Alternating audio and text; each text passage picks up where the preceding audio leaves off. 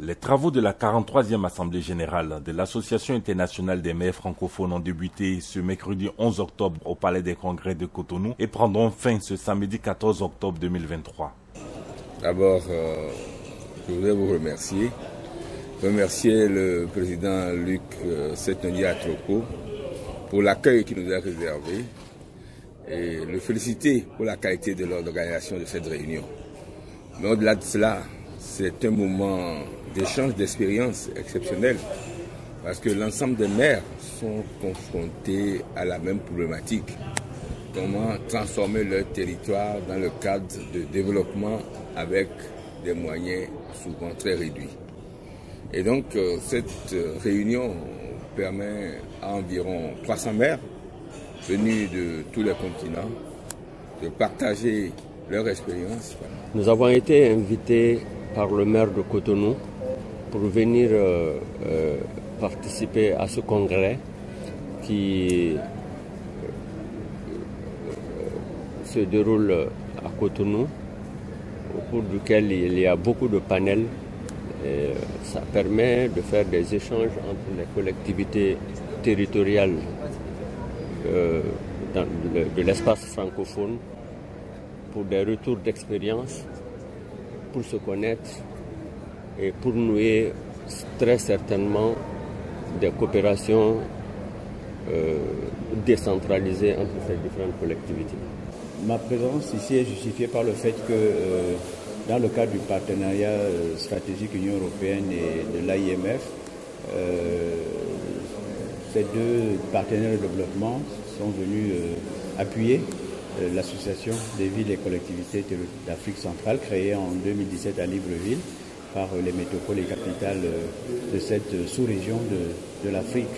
Et il était à tout le moins indiqué qu'à la faveur de l'Assemblée générale de l'association des maires francophones, donc il connaît la participation de plus de 300 maires et de plusieurs associations, que nous venions nous inspirer des bonnes pratiques qui sont mises en œuvre dans le cadre des autres plateformes. Toujours dans sa droite ligne de réunir les destins et de respecter la diversité, les congressistes ont planché sur le thème inaugural, les dialogues sous-régionaux comme instrument du co-développement de la diplomatie des villes. Ce qu'on peut retenir, c'est que j'ai vu qu'il y a quand même une innovation, parce que c'est pour la deuxième fois que j'assiste au congrès de l'AIMF.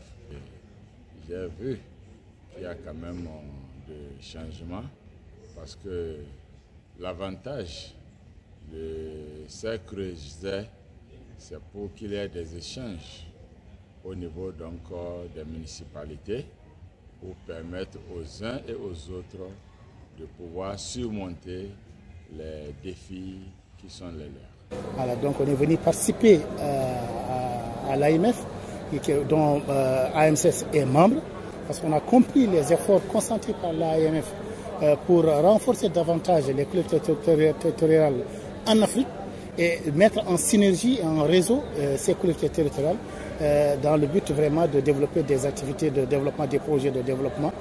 Donc tout cela réuni en tant qu'expert en ingénierie des projets de développement. Je suis vraiment doublement interpellé par rapport à cette invitation.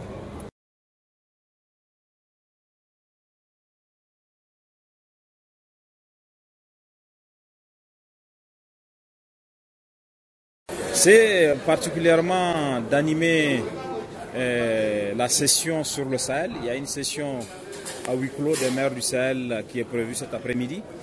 Je vais animer cette session avec les maires du Sahel pour les aider à bâtir un message des maires du Sahel qui sera porté à l'Assemblée générale de l'AIMF.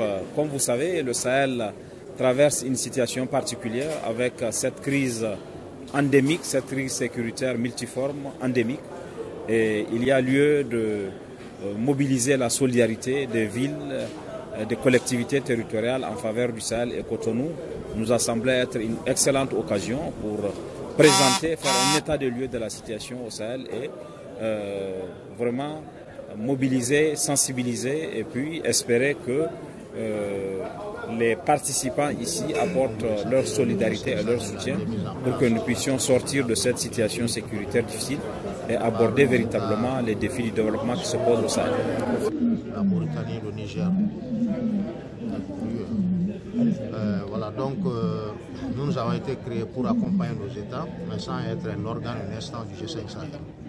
Avec la sortie du Mali en 2022 du G5 Sahel, mais surtout également l'extension de l'insécurité aux pays du littoral comme le Bénin, le Togo, bon, la Côte d'Ivoire aussi avait connu sa période de crise. On s'est dit qu'il faut qu'on restructure notre alliance afin d'aller non seulement de l'adapter à ce nouvel environnement institutionnel, mais également pouvoir l'élargir aux pays du littoral.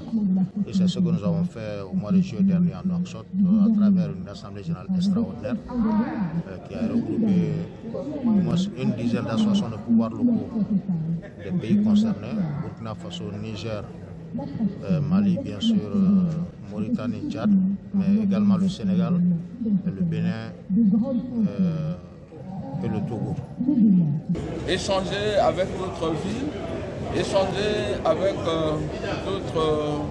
d'autres pairs pour continuer à dialoguer et au travers des échanges, nous allons apprendre beaucoup de leçons qui pourront nous permettre de recadrer notre action et permettre de contribuer à améliorer tout ça pour les conditions de vie et de population de la île.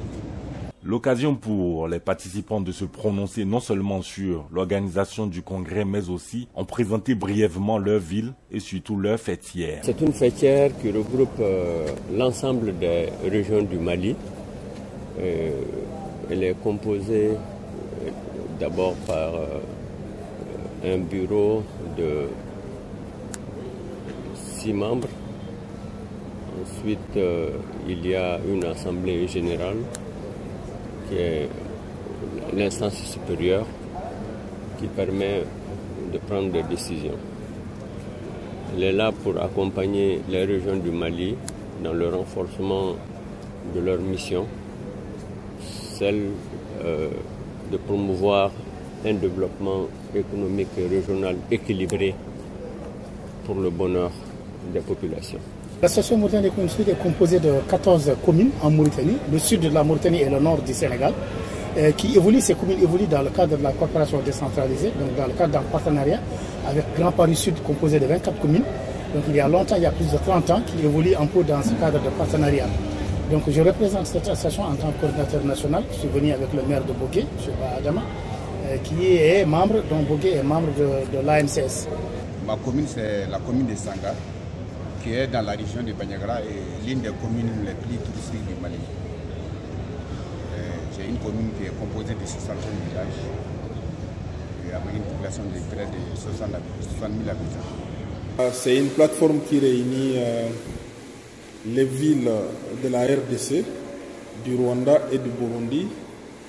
C'est une plateforme qui a comme membres 15 villes de la RDC, 8 villes du Rwanda et 6 villes du Burundi.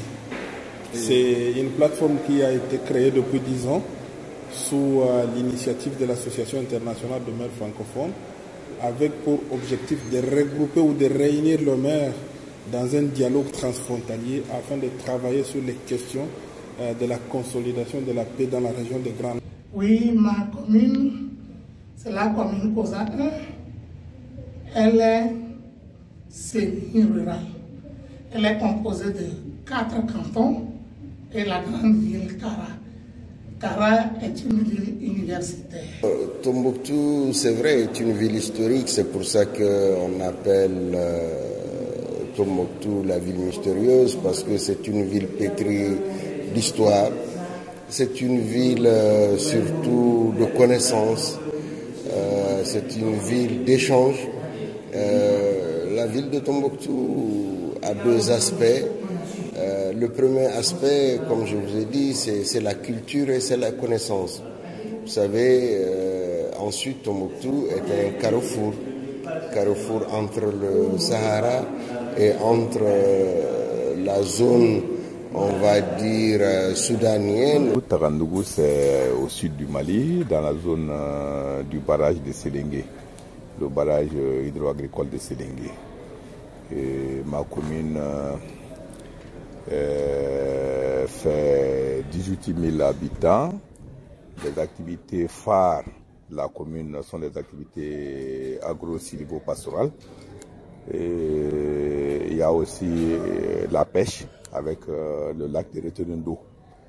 Et nous offrons une gamme variée de produits alimentaires et des fruits et légumes.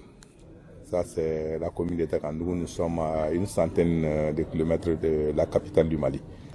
La commune de Préable, c'est une petite ville en comparaison avec d'autres villes africaines, mais c'est une ville aussi qui est basée sur le tourisme. On sait que 25% de notre produit intérieur brut vient du tourisme. La ville de Kasumbalesa, c'est une ville jeune qui a au-delà de 600 000 habitants à jour. C'est une entité frontalière avec des ressources minières et aussi des potentialités d'agriculture très avancées. C'est comme toute ville frontalière, un endroit havre de cohésion et d'échange entre les cultures et les peuples. Et donc c'est une ville avec 3 communes et lesquelles communes ne sont pas encore activées et animées. Bokola, c'est une ville de 23 500 habitants environ et située en pleine zone forestière, dans la construction forestière aménagée appelée UFA Bokola, qui est concédée à la société CIB Olam. Donc nous sommes une ville forestière. Et Bokola a été admis comme les derniers membres de l'association des villes francophones. Je pense qu'à cette occasion, nous serons non seulement admis, mais présentés aux autres comme étant les nouveaux membres. Les congressistes apprécient le parcours et étalent leurs attentes à l'issue des travaux.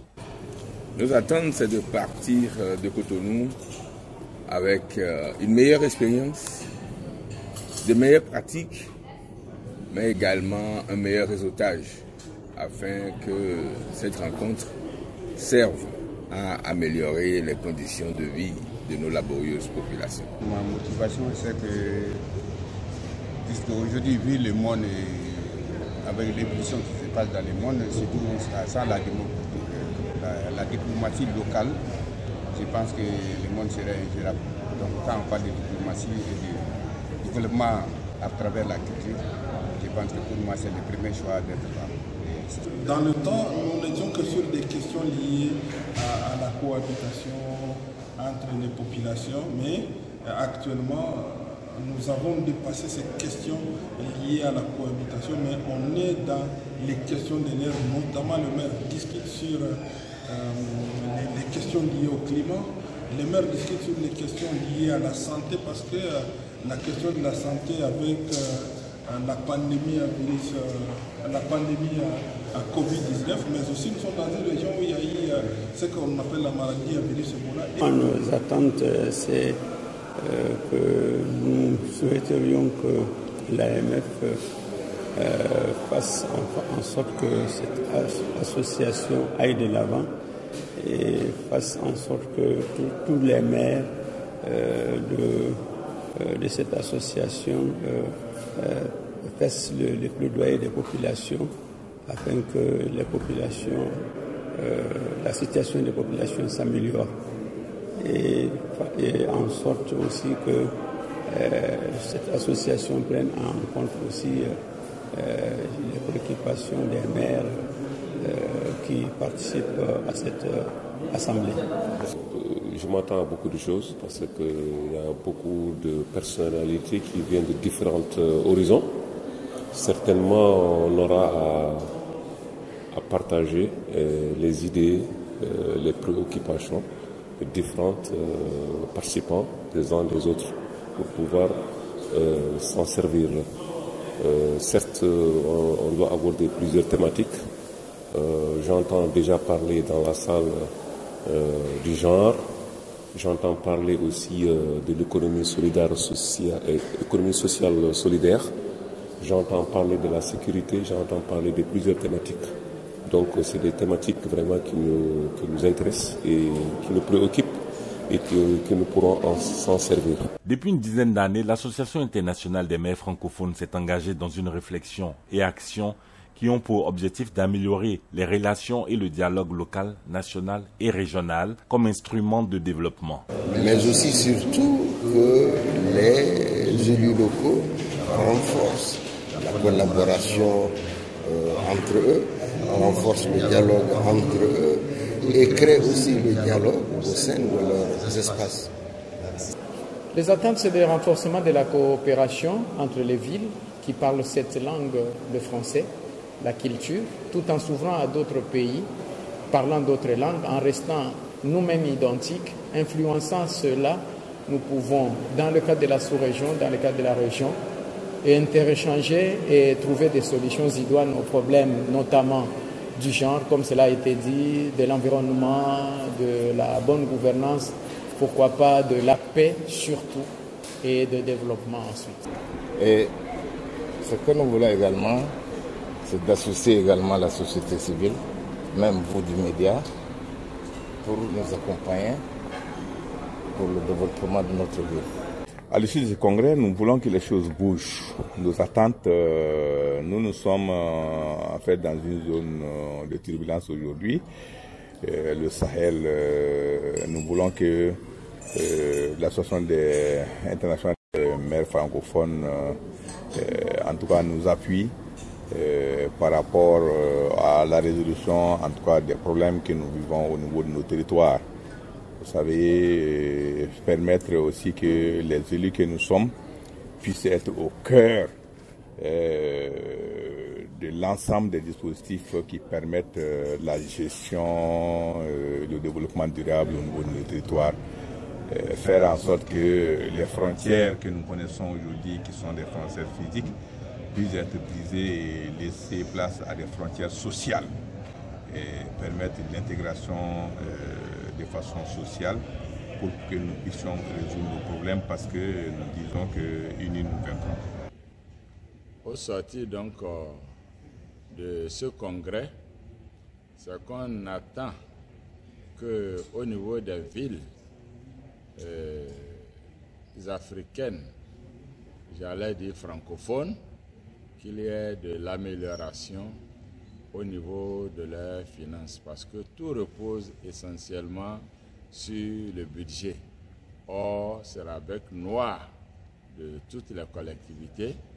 Donc, il faut faire en sorte que l'économie locale ait une véritable promotion et que les tests réglementaires puissent accompagner les exécutifs au niveau local que sont les maires.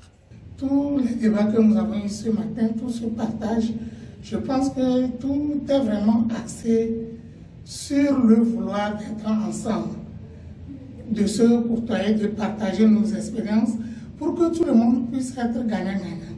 Seul, on ira vite, mais pas loin. Mais ensemble, même si c'est lentement, on ira plus loin. Notre attente, nous l'avons dit l'année passée quand on était à Abidjan, cette année-ci, notre attente est que réellement que ce plaidoyer qu'on est en train de créer entre les villes puisse nous ouvrir à nous tous des financements. Le principal problème des villes, ce sont les financements. C'est-à-dire lorsque nous avons des positions politiques différentes, la décentralisation a été dite et est faite par les gouvernements, mais elle n'atteint pas toutes les villes. Et donc, par exemple, comme nous, dans notre cas, notre ville, on a un problème aujourd'hui d'avoir des financements pour pouvoir faire une grande expansion. Souvent, c'est lié aux positions politiques, aux positions électorales. Et je pense que c'est ça notre défi, que ce soit au Cap-Vert ou que ce soit en Afrique, c'est qu'on puisse arriver à un moment que les échéances politiques n'impactent plus sur le financement qu'on envoie au niveau des villes. Et c'est ce plaidoyer-là qui est important qu'on puisse faire et que les gens puissent le lever. On a un autre plaidoyer qui est nécessaire, qui est au niveau du climat.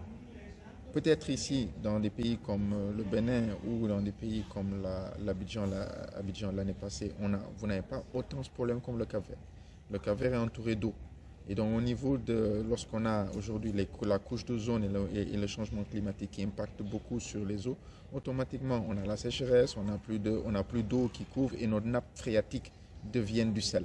Donc on a un très très grand problème. Et donc ce sont des aspects qu'on aurait aimé débattre ici et essayer de voir comment on pourrait aussi changer les politiques et les adapter à tout le monde. Parce que tout le monde doit y trouver son